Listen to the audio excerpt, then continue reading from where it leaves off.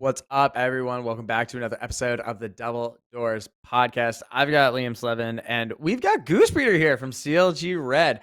And I wanted to try and pronounce your first name, but honest to God, Give it a try. I believe in you. Mounira? Mounira? Yeah, there Mounira? you go. Okay, Yeah, there you go. Mounira. There we go. I knew you So, could do it. Mounira, Dobie, thank you so much for joining us. This is kind of exciting. We've wanted to be able to talk about women's CS a little bit. We want to talk about your career, obviously one of the most storied NA players that we have. And I think this is a good time to do it, kind of just before Katowice kicks off. So how you doing? Yeah, I'm good. Thanks for having me. Yeah, absolutely. So let's honestly start off with just trying to talk about you a little bit. Obviously, you've been in the North American scene for so long. You have been such a legendary player, and we've seen a lot of women, even North American women, transfer over to Valorant for obviously opportunities and stuff there. Why have you stuck with CS? Why not try and go over and join the other side?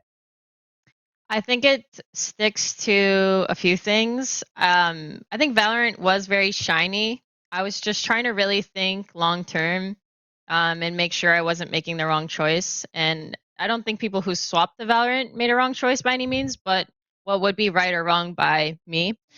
And the few things that really stuck with me was my main goals for like why I'm here. And, for a long time, I think that I have the skills to eventually be a player who could hang in ECL.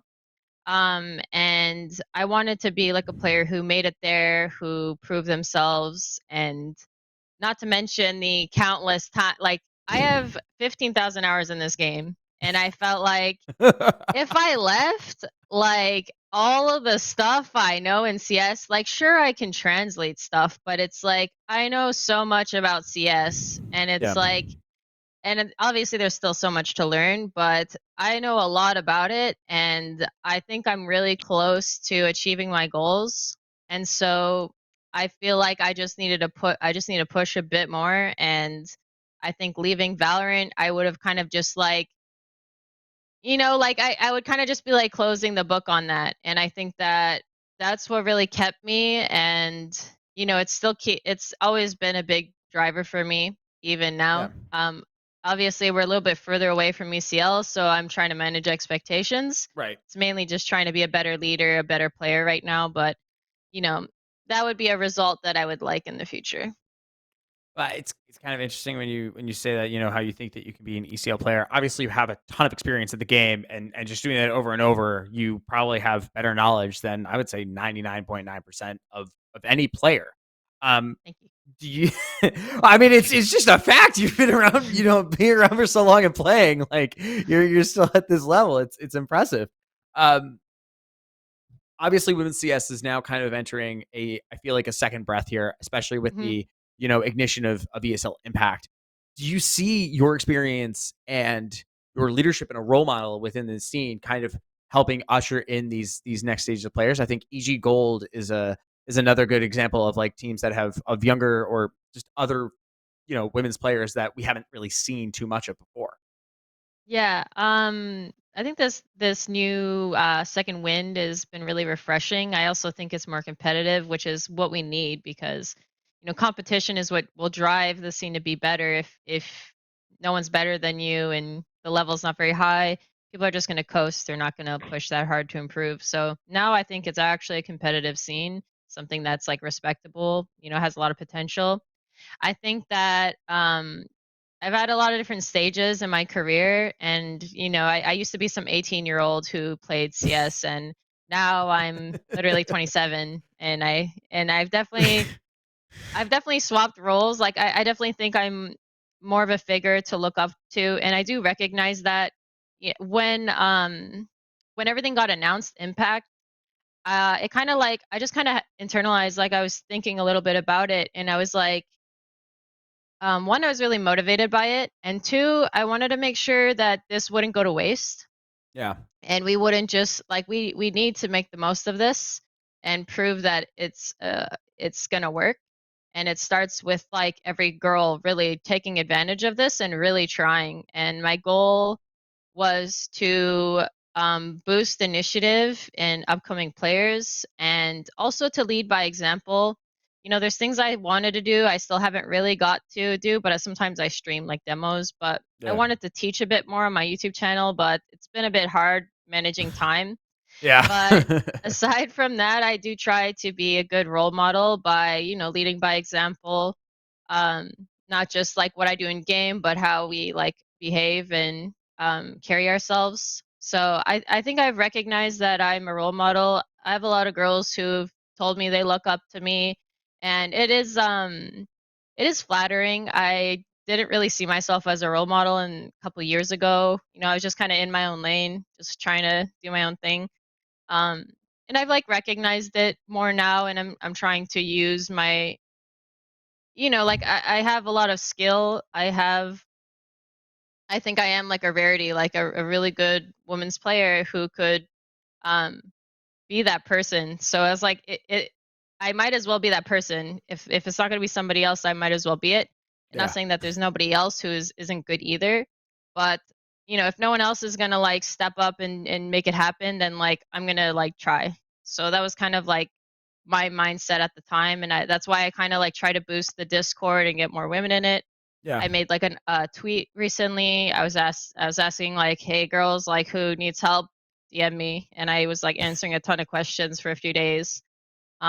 So you know, just like trying here and there. Like I still want to focus on myself, but I try to help where I can. Yeah. Now Absolutely. that now that you kind of find yourself in that spot as like a role model in the scene, since you've been around for a while, like who were the people that you kind of looked up to when you were coming through the CS scene in like your early stages? Um, I didn't have like a specific role model to be honest, but I had teams I like to watch. I mean, I honestly just watched whoever was really good at the time. Like those were the teams I followed, and even now I still follow like the best teams. Like when I'm watching demos, I stick to like the top like 10 teams on the maps usually. And I think a team that I like the style of right now is like I like to watch teams like Heroic, Navi. Um, I just think this I like the style of both the teams, and I've tried to imitate some of them on different maps, things that like kind of work. But we take things from a lot of different teams, so I don't know. It's a lot of different words, but I hope that answered your question. Yeah, I wanna kinda go back a little bit. Obviously, the start of women's CS. It's a hard time really, I guess, for both the teams that were there back in the day, CLG Red and Dignitas. You were part originally of Selfless roster that was signed by Dignitas.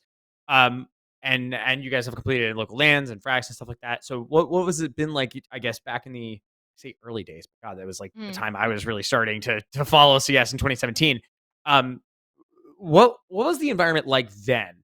And how do you compare that to kind of what happened in 2019 and then to now where we have this impact plan? So can you walk me kind of through that history that you've had Yeah, there? yeah. Like as the scene kind of progressed a bit Yeah. as well. Okay. Yeah. Um, Yeah, I think it's like also the view changes a little bit, like my lens as I like become a better player and stuff. Like from the very beginning, selfless, I thought I had a lot of potential, but you know, I knew that I wasn't anywhere close to being like a, you know, a respectable player. I just knew that, you know, I had a chance. Yeah. And you're getting like an opportunity to like play lands and test yourself, and you're kind of the underdog. So it starts off like you're an underdog. Like we were not I played the game for like a couple years max, like 2 3 years, and I never played CS prior. So it's like to me, I was just like, you know, just underdog coming in there, and you know, we would lose to like the Giuliano squad. Yeah. And then eventually we were like the first team to take a map off of them, and then it's like, all right, like we're getting somewhere, and then we also beat them, and then you know, I went to other teams, and then beat them some more. And in 2019, like we were the best team prior to COVID. Um, and I think like going into more of like the way the women's circuit has like changed. I guess I Yeah. think what kind of changed over time is it would just be like little tournaments here, there, not very consistent. Sometimes you don't even know a tournament's coming up till like a month in advance. And you're also like depending prior to like Selfless, like your fundraising. Before that, you're like streaming and you're getting money collected so that you can go to these lands. That's what we did on Karma prior to Selfless.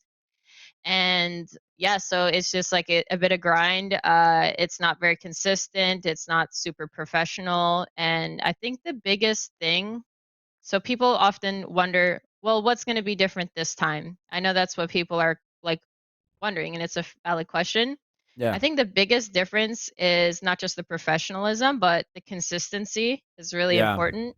Consistency, opportunity is also a difference. So, for example, North America, dead scene for the longest time in terms of women's esports, and maybe a bit, in the mixed. But yeah, we had like 2-3 teams max, and like Dignitas, CLG Red, we were the only good teams that no one else. Like sometimes, like random pugs would come together, they would try their best. They would lose to us and they would disband, and that's it. And it's like, how do you expect a team to improve, a scene to improve, when that's the case? And I know Europe had more going on for it, but yeah, we were actually like the top like 4-ish teams, like Dignitas and CLG Red, and we were the only 2 teams in NA. We were constantly making finals. We were constantly like in the top 4. So like we were good for like the fucking 10 players we had. So, but the biggest difference is the opportunity. So now there's cash cups, and that's the thing. Like there are teams now that they're like, okay, I have a shot. Like I can do something. There's something to keep us together, and that's the biggest thing. Even if they don't win anything, there's something keeping them together and keeping them like working on things. There's the ESL Impact League, which keeps, you're bound to a team for a few months, and that's what keeps teams together. Besides having orgs, because orgs also keep teams together. Like even in the mixed scene, players that aren't on orgs, they're cut, they're leaving. Like every season, looking for a new team, and it's like they don't stick together. And it's like it's leagues and it's orgs that keep teams together, and the ESL Impact is basically providing a very healthy environment to grow the scene, basically through consistency. It's enticing to orgs. You can get your org out there, your name out there. You're putting on a player's jersey. Like there's a reason you can actually support these teams besides the goodness of your own heart. It is a business, so it makes sense that orgs want to see a return of their profit. So I think that ESL Impact is doing a great start, and we'll see how it improves. But I think that's the biggest difference, and that's why we're going to see a change going forward if this keeps up. So one other thing that I've actually always been curious about, because your move from Dignitas to CLG Red all the way back in the day was seen as one of the biggest shocks in women's CS at the time, and I think probably is one of the more big like moves that has probably ever happened. There was an interview that I think Emily did, and she was just like, I have no idea why this happened, and she just wanted to leave. Can you tell now? I feel like a good bit of time has gone on now. Can you tell us what happened there? Yeah, so she knew I wanted to leave. Let's be honest. I was very upfront with her a lot with my frustrations. It's not like I kept everything to myself. Yeah. I think it's, maybe I didn't show how severe, it was, but yeah, it shouldn't have been a surprise, but I didn't really care. It didn't matter to me, like what she said in an interview. I left because I just didn't see my goals aligning with the team. Like, yeah, we were like, we won Katowice that year, and I was like the top 2 rated player. Like I was one of the best players in the world, and like I wasn't happy. Like I was like I would get on practice and I was frustrated because we weren't like taking it seriously, or like I knew we could be like, I knew that there could be so much more, and I felt like, and this isn't a roast to the girls or anything. This is just how I felt with my goals, and I just didn't feel like they aligned. I felt like I was slowing myself down. I felt like I could be so much more, and that I needed to grow somewhere else. And I just didn't think it was like the environment for me anymore. So that's mainly why I left. I mean, it's incredibly fascinating to hear saying because you were one of the best teams in the world. You did win Katowice. That was a huge thing to do. I mean, I guess I just have a hard time looking at that and going like, you're at the top. What else is there for you to do? Yeah, I think like I like we won, but like I knew I just didn't see us getting much better. And this goes into my big goal, right? Making ECL. Like I don't want to just be winning women's tournaments. Yeah. And now that I haven't won a couple of them, I'd like to win them again. But like I still want to win women's tournaments, don't get me wrong, but Right. it's when you're up there and you're winning and people are shitting on you all over like Reddit, and they're like, "Ah, it's just a women's tournament." It's like you want to prove them wrong. Right. So, yeah, I think that's a big thing is it wasn't satisfying my like bigger craving, I guess, like the goal I wanted, what I knew I could eventually achieve. Yeah. Like you said there, you were at you won Katowice before, and now with this coming up again with Impact, what are your kind of expectations going back into it since it's like a familiar environment for you? Yeah, so I'm actually like a leader in IGL now. I've been working, so it's things are a little bit different for me. I'm still like learning and growing and going again like from a player who's like, one of the best women players in the world. And then it's like when you're in IGL, it's harder to show that.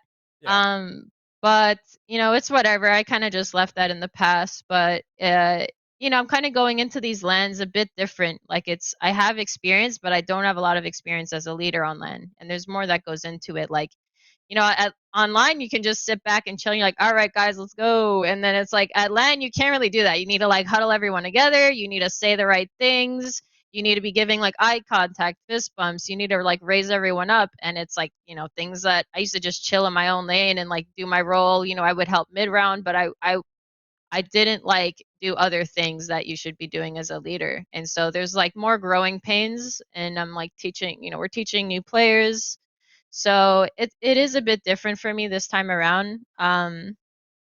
But I do feel comfortable going into this, going into Katowice. I think that we have a lot of good things in place, a lot of good systems, and we're working on a lot of the right things. I think for having like a lot of less experienced players, I think that they're growing at a good pace and they're performing well for the most part. And so I think that if we can get comfortable on land and we can get used to the pressure and enjoy like thrive off the pressure, I think we can do really well. But I'm not going in expecting to win. I just want to go in and play well and really just show how we play. That's like a big thing is I want to like show what we've been working on and get a chance to put our practice into play. So that's like a main thing, and winning is just like a byproduct for me at this point, and that's kind of where my expectations are right now. Like you said about you kind of moved into the IGL role and you're still kind of like figuring out like how to be a leader. Is there people around you that you kind of go to like to kind of get like more as like a inspiration or kind of like what's your advice on that kind of situation? That makes sense? Yeah. Well, I have a coach who's very helpful to me. We have a good system. He's like, we always have a very clear communication. It's not hard to work with him. So he's very helpful. Um, of course, like John is, I'm dating a lead. She's obviously very skilled, and he is also always a good person to talk to. But, I don't always want to bug him with all of my questions. And so um, yeah, I have people I go to. I talk to like sports psychologists. There's a lot of places I can learn from. I actually just had a meeting with a coach, like a performance coach, right before this. And so there's a lot of resources that I can use. And I actually lost yesterday, and I sent a couple messages to a couple different IGLs, and I wanted to see if they would help me. And one of them replied back to me, and of course, I've like talked to Nitro too. He helped me with some stuff. Like, I'm really just trying to reach out to where I can get useful information and get better at leading. And I listen Yeah. to like books. I was listening to Extreme Ownership on like a plane to the HLTV Awards. There's a lot of things that I'm like trying to do, and I think I'm starting to understand what I need to be doing. Like, besides just like creating good structure, calling a good strategy, there's more that I need to be doing.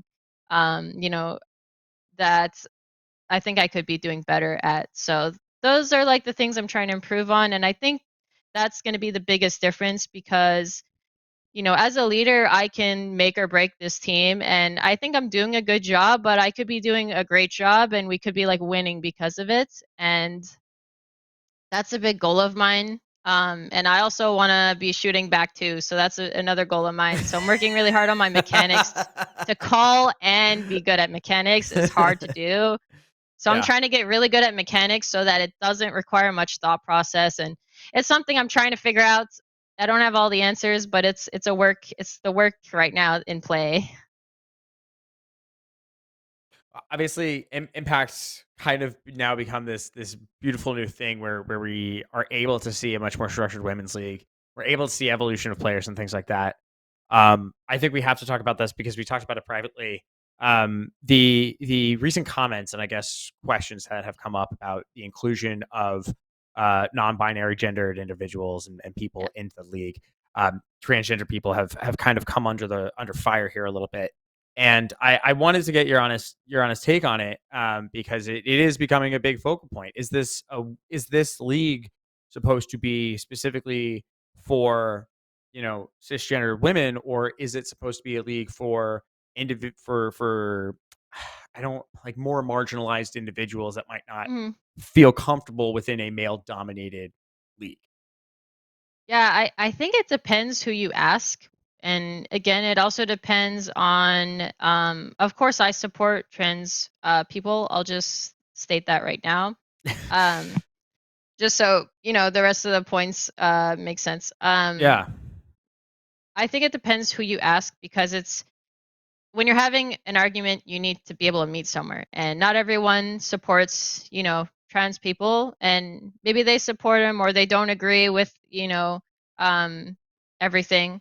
Uh, and I think that is like where the conversation will get stuck a bit. And where I kind of want to take the conversation is less about, I guess, that and more about the point to me. To me, the point of impact is I do think there is, like giving a safe space. I think there is that. To me, the biggest thing about impact is to bring more women to the game. So if you identify trans women as women, then you would include them a part of that. And I don't think being born female, I don't think someone born male is better than me purely based off of genetics. I don't think in a video game I am better than tons of dudes out there, even yeah, guys who compete at a similar level than me. In FPLC, I can hang in FPLC. And I know that there's going to be anomalies too, but I don't think that being born female is the sole reason why, genetics wise, that's more what I'm talking about, not like yeah, societal, of course, yeah. because society has a big part to play, and that's a big factor in why women aren't playing as much and whatever. Right. So that's what I think. And I think that I hope that women would also feel the same way, to be Yeah. honest. And I think for that reason, I don't think it matters. And I also think that the space has room for trans women. And where I would say that we should be careful is there needs to be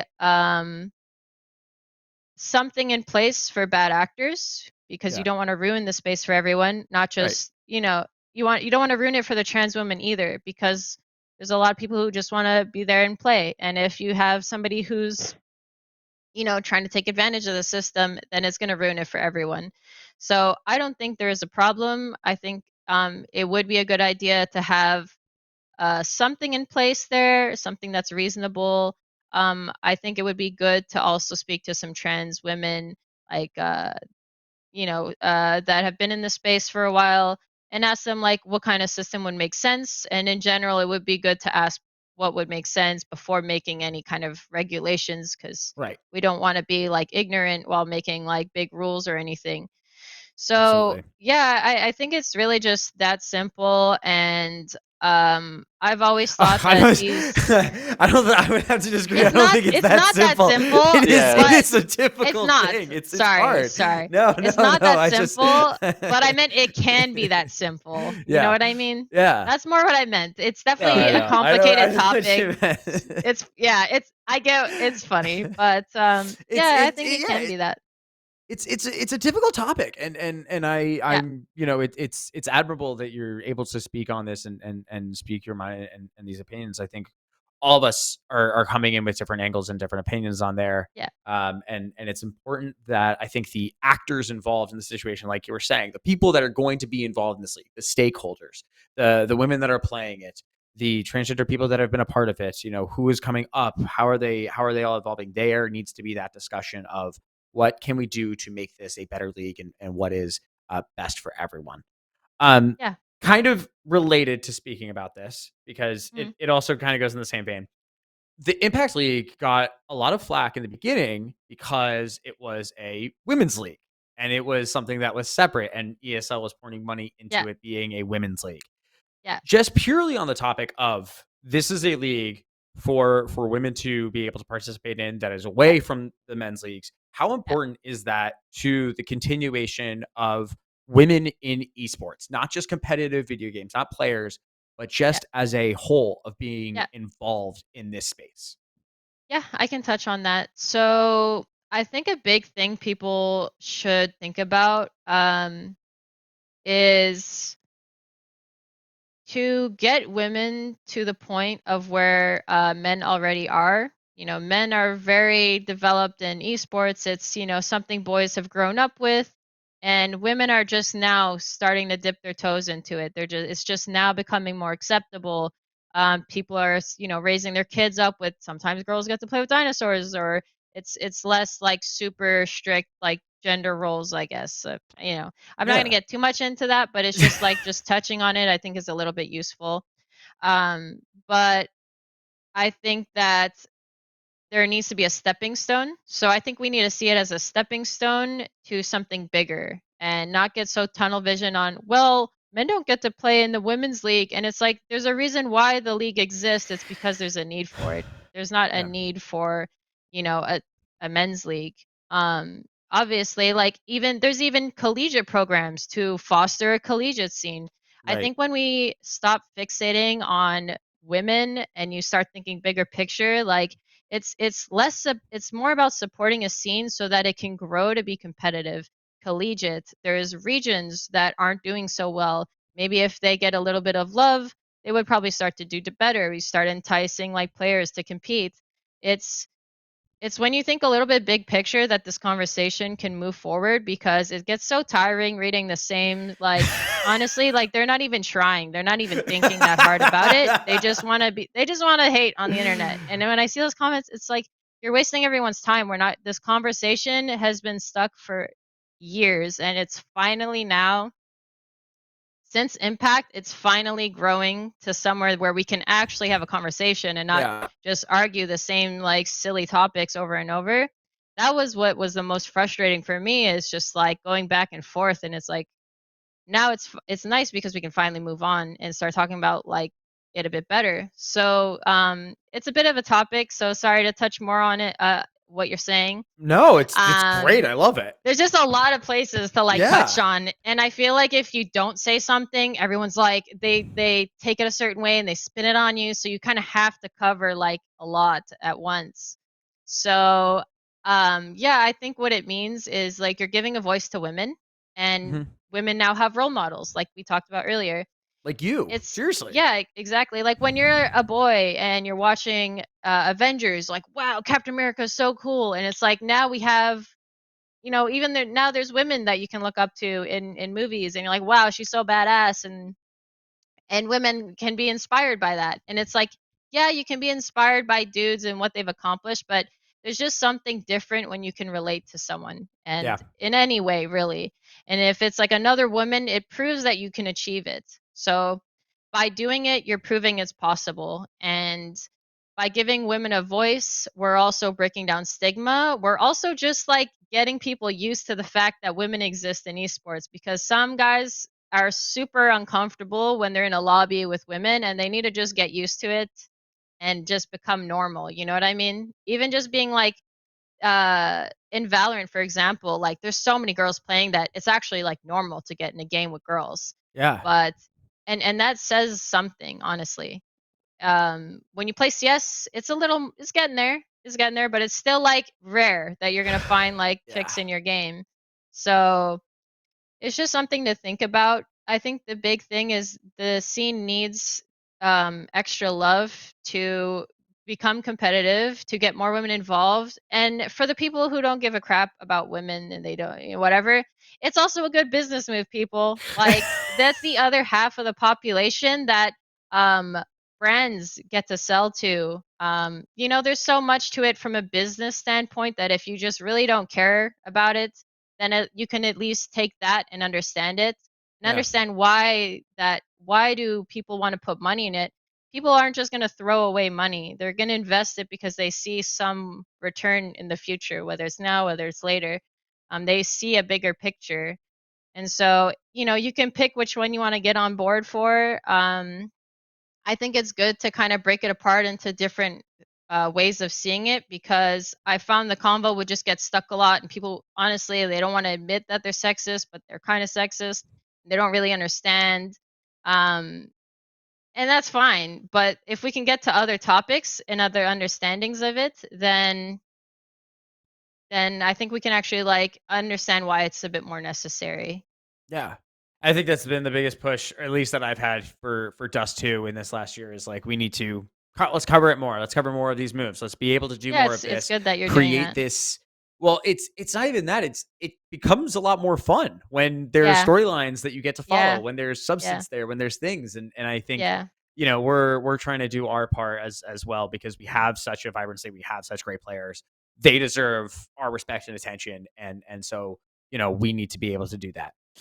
Yeah. We should also cover some more of the other main news here, and I hope that you've been following along. I think you've obviously been following along for the Blast Spring groups, since your relationships there. Yeah. Liquid not having the best of times. And beat OG. That is that. Listen, they just can't beat OG. It's okay. Who are they playing now? They're In the playing. last week. OG are just Yes, blast They've beat merchants, OG though. before. yes. OG just show up for blast. That's pretty much it. That's all they do all year. They just show up for blast. That's why they made world finals. They did great at groups. They did great, but they just never do anything at ESL events. It's just it's cursed.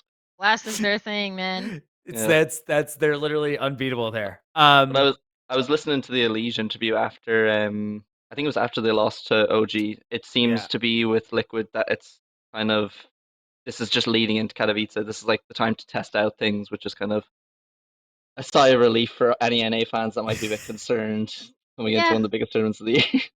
I mean, you saw them pick Nuke. I think it's Yeah. they're trying stuff, and it's obvious that when you're trying stuff, it's like what it might go your way, it might not, but I think there's a lot of room for them anyway to be trying stuff. And at the end of the day, it's their team. Whatever they want to decide to do, what they think is best for the team, like, it's they're going to know what's best. And right now it might be like a little bit of ups and downs. Like, I definitely think that they're better than OG. I mean, they're rated higher, whatever, but OG's not a bad team, so it's like it's not a big deal. I don't think people need to like be crying over it and breaking down into tears. And I think it'll be fine. Like, they're a good team when Yeah. they want to show up and they're feeling it. Like, they're a really powerful team. I'm not worried about them. So yeah, that's how it is for me. I think it's just getting the rust off. Yeah. Yeah, There is one team I do they did have kind a of. big break. There is one team I am kind of worried about based on their results so far. It's Complexity.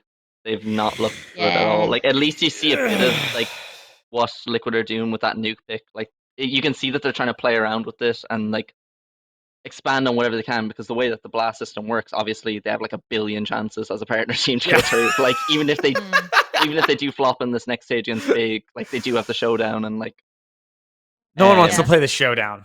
No one wants to play the showdown, but it's there though.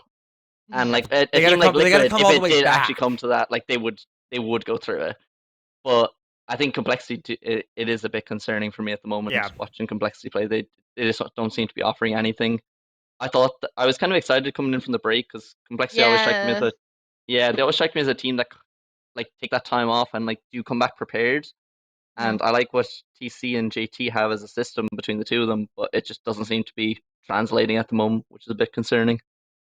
I think that honestly, I think they were like surprisingly doing well at towards the end of last year. Like I remember them doing, like doing better than I expected, and that's not like any hate towards them, of course, but it's like when you're going against like, more proven rosters and stuff, people are obviously going to not expect you to win. But I thought for a bit there they were looking pretty like hopeful, I guess, with where they could go. I think that I think at the end of the day, there's still like a less like proven roster, and I'm not like surprised that they lost to the teams they lost to. Liquid losing to and FaZe FaZe. is hard, and losing to Liquid. It's like, Liquid and FaZe. Like, what are you gonna do? Two top 5 teams in the world. That's who you play against. I just thought they'd play it a bit closer, because like we saw what they did to FaZe at EPL in playoffs, which is a much bigger stage than this. And Liquid, obviously, it's a regional matchup. It arguably, I'd say, like, I know EG have looked good, but I'd still say arguably Liquid definitely number 1, and then Complexity number 2 further down, but they're still the number 2 team. So I think thought they'd play it a bit closer. I don't think they're tier 2. I don't think they're the number 2 team anymore. I think EG. It's Blast Spring Groups. No, I disagree, because it's Blast, but EG did it twice. EG's been looking twice. Like there's hope there. Yeah. I do think EG have been like kind of starting to show up. I think there's some hope there. I think that like the way I see like up and coming teams, when they like upset really good teams, is if those matchups had to be played a bunch of times. If they played like FaZe like 5 times, like they wouldn't beat them that many times. Like FaZe would probably lose once to Complexity and beat them. If that's how, not just Complexity, but that's how I see like upsets. Because like you can win with like maybe some gimmicky plays, or you caught them off guard with this, you caught them off guard with that, but fundamentally the teams are stronger and they're likely gonna do better more often than not, right? That's why we have like favorites and stuff. Yeah, I think on the Evil Geniuses point, I'm not saying that they're not good. I'm just reserving judgment until Katowice, because it's like we thought with Complexity at EPL, they made playoffs and everyone's like, oh my god, Complexity are back. Then they don't qualify for the major from the RMR in like when they really should have been. They should be beating teams like Imperial, and then they bombed out at Eliza. So I'm reserving judgment. I'm sick of judging off one tournament. I think it's fair to reserve judgment. No, you should get on the hype train. It's just NA. My Twitter is a real thing. We should all be as excited as I am 24/7. Take every little victory, baby. Come on. Yeah, I need that. So I need some of that hype. Oh god. Well, the problem is it's the same hype that you get, and the entire time you do it, and then you see EG and Liquid lose back to back on the same day. I think I just sat there for like 7 hours just watching like NA lose. It was awful, because like we won the first game. I got so pumped. I'm like covering both for the recaps, and then I just see them lose both maps, get crushed, and then Liquid loses. Then they win, and then they lose again. I'm like, I'm done. Don't talk to me. Yeah, you're just emotionally depleted. It killed me. Okay, moving on. We have conference. We have EPL. Teams going to EPL out of conference. They adjusted the whole conference format this year, which made it weird. We only had 3 teams battling for 2 automatic spots instead of everyone getting to go to Europe for like 3 days just to go like maybe get a boot camp out of it. They now basically do it online. So we had ATK, MIBR, and Nouns playing out with each other. I did a huge preview article that basically was like, none of these teams have the same roster. all of these teams are new, and Yeah. surprisingly, Nouns was the only team with like the longest held roster. They had it for like over a month. Yeah, So wow. it was I a didn't keep little. up super well. I didn't know that. They I also mean, had the most changes as well. Like they had two yes, players from when they got their slot from winning ECL. So it was a whole mess for them. But we had ATK and MIBR qualify from North America, which makes sense. MIBR looking like one of the stronger teams, even with Insani. So they look pretty solid. That was cool to see. ATK as well, even with MOTM standing in place of Fady, who's having surgery. And DJ looking good as well. I think that whole team is probably one of the more solid ones. yeah, Yeah, I saw some of what they were just like because I followed them on Twitter. I would see like results. I didn't really watch them live, but from like what I see on Twitter, it seems like now and it has like they're doing pretty decent. And I think ATK did some. What did they like? They won something, didn't they? Like very recently, I saw them win something. I don't know what it was. I think it was it them might have just going been to. qualifying for Pro League. It was Yeah, qualifying. Yeah. yeah. Yeah. So it's just for the pro league, which is good for them. Honestly, they need it, and now being able to go over there, get into groups, get some like real practice, like this Yeah. is going to be invaluable. And I think I like the two guaranteed spots because now it allows a bigger league. You get more diversity of teams that are able to come Yeah. through. But the conspiracy theorist in me says, if anyone remembers back when EG and the charter says that if the teams continue to finish in the bottom of the group, they can be asked to leave. If EG did not want EG finishing last in the group again, so that they didn't have us annoyingly bring it up in another article saying, when is EG going to get asked to leave Pro League? They just Edge. never will be asked though. Like they could do that for the next like 10 seasons as long as they're a partner team. They're not being asked to leave. What was it? It's like three 3 out of 4 years of seasons. 3 out of 4 yeah, and seasons. they And they finished did it. 4 out of 4 seasons. No, 3. Was it 3? They No, didn't finish. they had They no didn't finish wins the for last time. two They of didn't them. finish the last time. Oh yeah, and they didn't have wins for the first 3 where they finished last. They didn't win a series. No, they won 1. They had Well, 1 out of like 3 seasons. They only won 1 best of 3, which tough, very concerning. tough. That is concerning. Yeah, They gives also had the South American any side good as well. thoughts on ATK or MIBR at least qualifying? Any other thoughts before we try and move on to Katowice? We've got unfortunately a little bit of a strict time limit here on the 1 hour, so trying to keep it concise and easy. I I don't don't got know. anything to add. Yeah, no, the only thing I'd say is as well, like the South American side as well, they had 3 teams. They had Imperial and Zero Zero Nation. Both of them are going to be going to Pro League. And I have no idea. I couldn't name a single player on the Flamengo team. That was the third team that was there. So Oh yeah. nothing. That'll be fun. I Well, think it's cool to see a soccer team supporting a CS team that is going there. So they're already getting some international recognition. yeah, because I think it was. Remember the Turkish team Besiktas? They actually supported women's Yes. CS. It was Yes, Juliana's they team. did. Oh my god. Totally forgot about that one. Yeah, then I there didn't even were- know that, but I knew their team, but I didn't know like their backing very much. Yeah, they're like To be one of the honest. biggest Turkish teams. Yeah. I remember I was playing ESEA Open that season where they started, and I was scrolling through. I saw Besiktas. I was like, what is a football team doing here? And then I looked and see, and it was like Giuliano Zaz, and I can't remember who else was on it. But yeah, That's hilarious. All right, let's look at Katowice. Since that is probably the bigger and more prestigious tournament that's coming up. All of our teams are in there. We're starting to see some rust coming off of, I think, the teams. Obviously, Liquid right now, they're just shaking things up. I think the biggest thing that is beneficial for all of the American teams is that besides Evil Geniuses, and they're only making one change, and they already look fine with Wiz coming in. It actually looks like an instant upgrade, and it looks like there's no like real betting in process here. We're having a first off season with North America where there are no major changes anymore. Liquid didn't make a change. Complexity didn't make a change. It looks like we might have had stable rosters in a winter off season for the first time in literally what feels like forever. Do we feel that by having this consistency of rosters, that Katowice to kick off this season might go a little bit better than it has for NA in years past? Yeah, I think it. I mean, it makes more sense that it would rather that there's honeymoon phase when you swap out players, but I think it says a bit that if you kept players through, that you have faith in like what you're actually doing. I think it's fair to have some faith. I feel like a lot of our NA teams have been, getting there. Like we've been doing a little better, Yeah.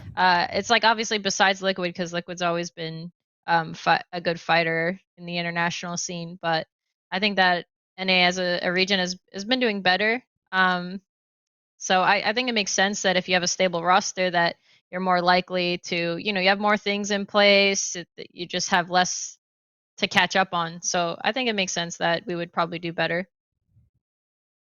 Yeah, Liam, how do you feel? I definitely agree. I think now that it's kind of, it's a bit calmer, they're more stable. Like I think all the changes kind of happened before Cologne, and that's why. I mean, Liquid did great at Cologne, but I feel like Yeah. Complexity, that was still, I think that was the end of the junior tenure, so they were still Yes. struggling then. So they didn't get like many big tournaments after that change.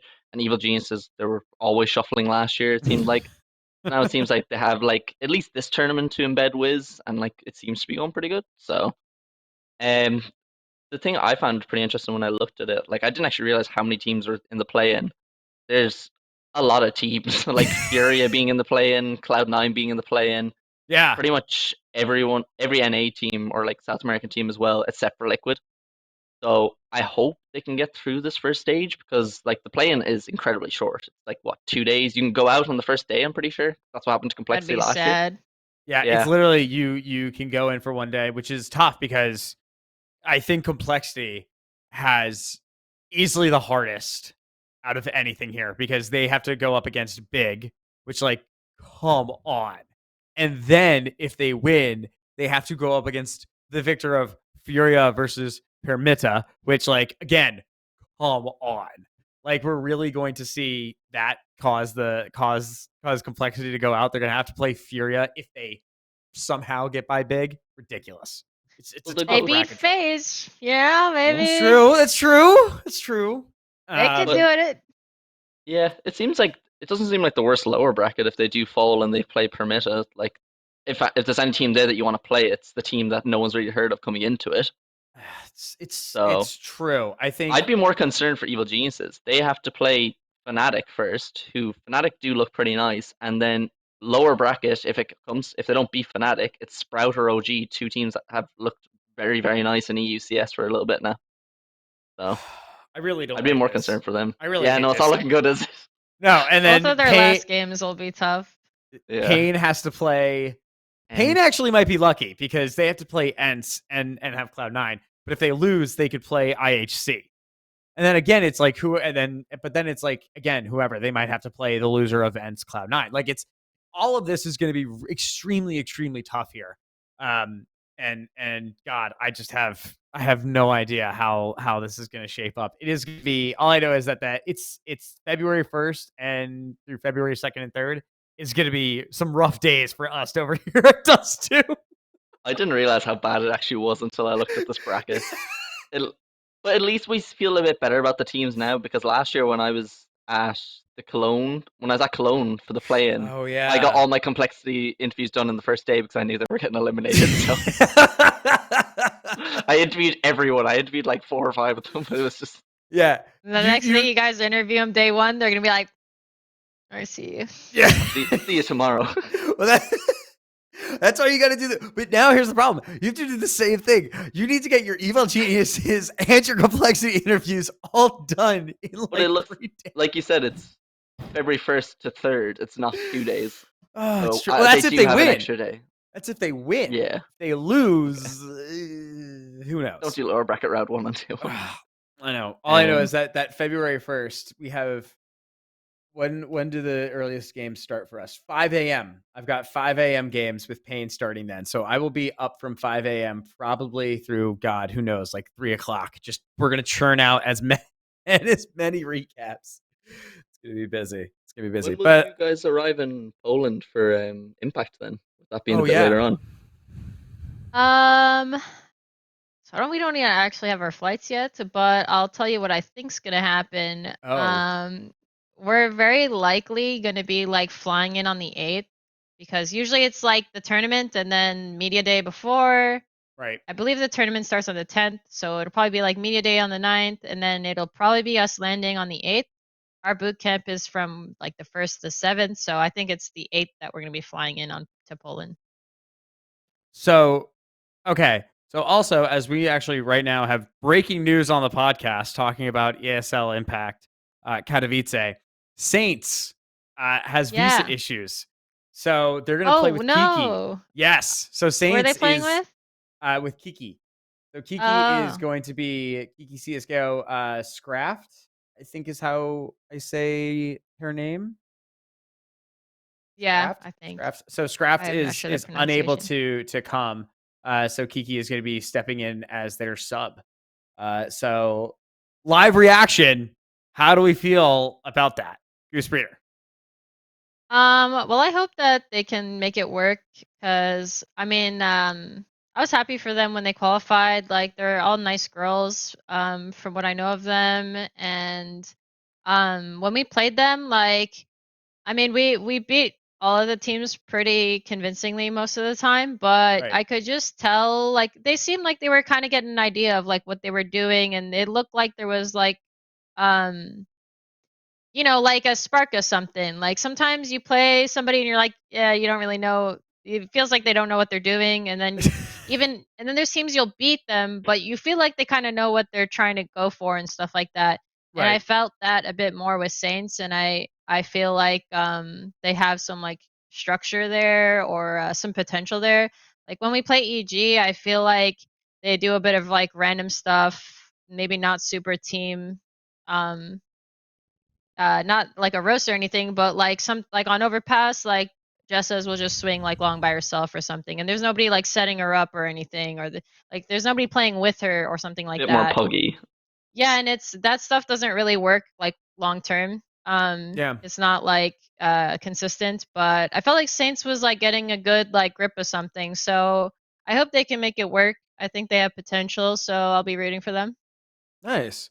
Well, I guess we can quickly touch upon this before we do the Blast RMR qualifier updates here. But the EG Gold, they're doing tryouts now, and I guess they're starting to work with the roster and play with players. Do you think do you think there's anything there that you could see that they need to upgrade or should be focusing on towards this next season?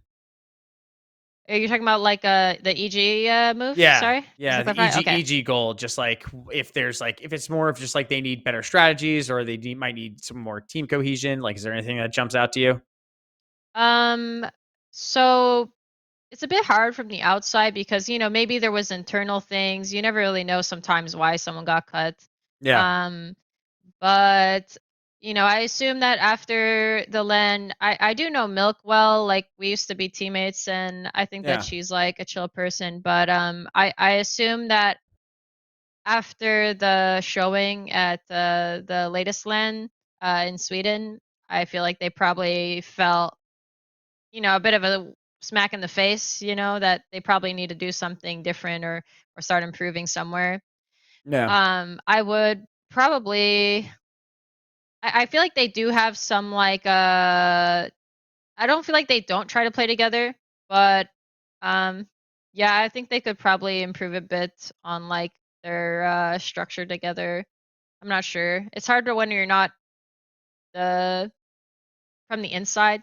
I think they have a lot of potential with saying that. So I'm not yeah. exactly sure without being on their team, like where they could improve, but yeah. All right. All right. Well, let's move on to the RMR qualifiers because that was the other piece of news today that Blast decided to do. They have finally given two open qualifiers instead of just one open qualifier. So Europe doesn't have to somehow qualify like 16 teams out of one single qualifier and everyone dying out of that. They now get two chances. Um, Oh, so many more.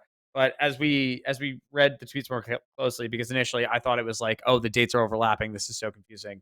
No, they're 2 days. The first day literally you qualify, and then the second day is just okay, now you're going to do this for seeding. um how do we feel much more now that it is the 2 days and it is a little bit of it's pushed up, so it no longer conflicts with ESL Pro League? I find it very funny now that they've added the one extra date because if you remember for the last qualifier, the last open qualifier, wasn't it Astralis that it was like the fourth Yes. qualifier? They kept getting knocked out. They must be like, Yes. thank God. I think they might get invited to the closed one though, based off those rankings. Oh, based off the ranking? I have no idea. So I don't want to Clay's say gonna have anything wrong. PTSD if he has to head back to the open qualifier and there's only two instead of four this time.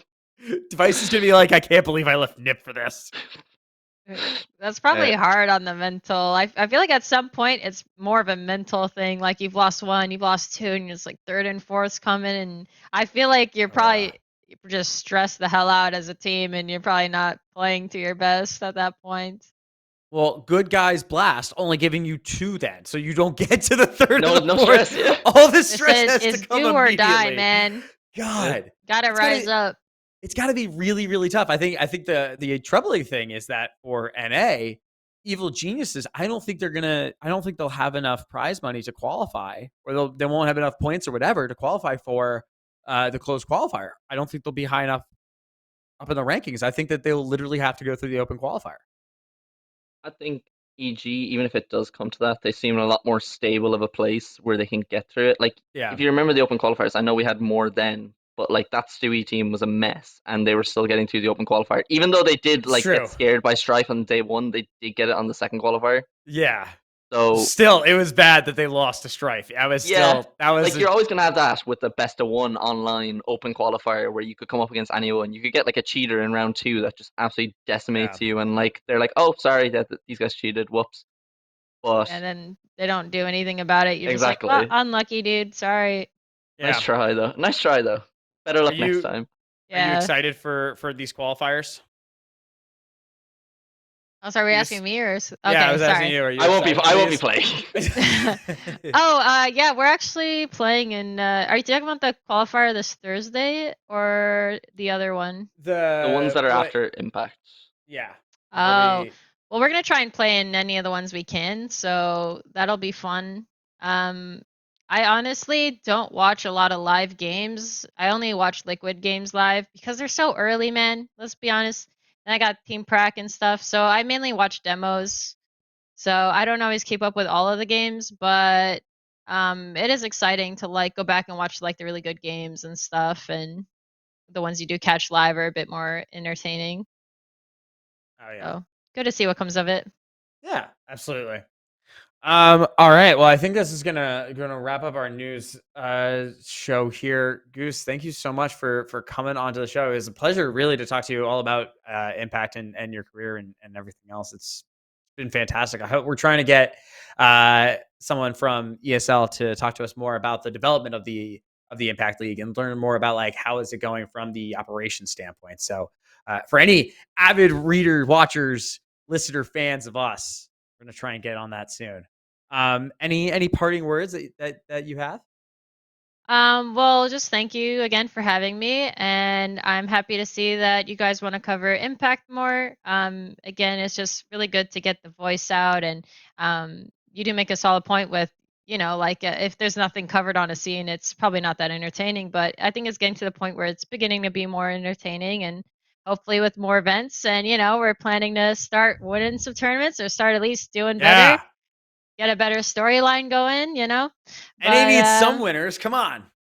yeah, we're working. We're working. Yeah, We'll come get it on. eventually. Don't worry. One of these days. But yeah, thanks again for having me, and thanks for everyone who's watching and listening with an open mind. I know that I might differ from some opinions, but as long as we can be open minded about things we don't agree on, then I think we can at least get somewhere with the topic. Yeah, absolutely. Absolutely. All right. Well, thank you so much for coming on. To everyone else watching Dust 2, make sure that you tune into our YouTube where we'll have this VOD uploaded after each time. We'll have it on all of your favorite audio platforms. Check out dust2.us for all of your live coverage of Impact and men's CS as well. Liam, anything else left to say? See y'all in Katowice. See you all in Katowice. All right. Thank you guys so much, and we will see you next week.